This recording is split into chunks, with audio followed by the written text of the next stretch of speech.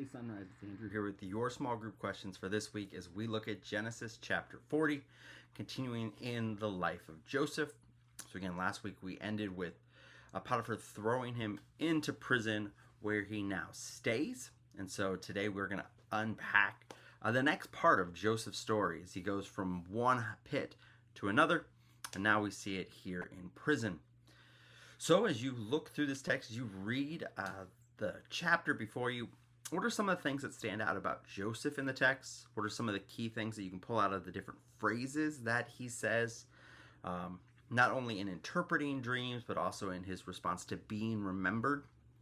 So what are some of those pieces that they work together to, again, fill us in on where Joseph is on this journey that will lead him to chapter 50, that we see what meant for evil, God intended for good. Where is he in that journey, and how do you see that play out in this text? And then working through that same line of thought, how is God being revealed in this text? How do we see God at work in Joseph's life? What are some of the words here? Again, what are some of the ways that Moses is instructing us on God's work in Joseph's life in this time? So again, as you begin to think through these specific instances, and then you come to the dreams. So as we look at the dreams and their interpretation, how do these dreams compare to other dreams we've seen in the book of Genesis? How are these different? And then into that realm, what do you make of the interpretation of these dreams?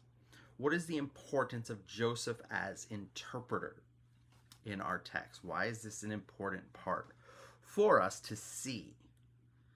And though from that, we then see the response of the baker and the butler to the interpretations, and of course we will see the fulfillment of those things as well.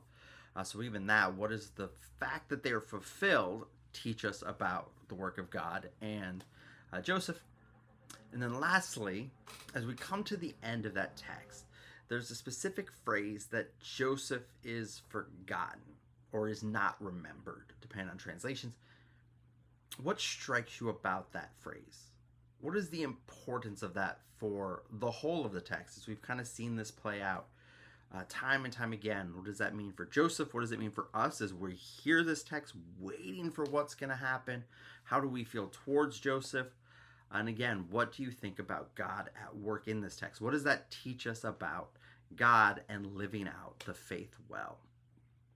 So again, just a couple things to unpack. Again, there's much more you can unpack in the text, so I hope that you'll spend some time reading Genesis chapter 40, hearing the sermon proclaimed on Sunday, and again, as we work through these things in our small group, being able to point to some of the things that we see God teaching us about himself in the text and how that shapes us. So hope that you'll even come with some questions through your small groups about what God is teaching you in his word. Can't wait to worship with you guys on Sunday, and see you in small groups.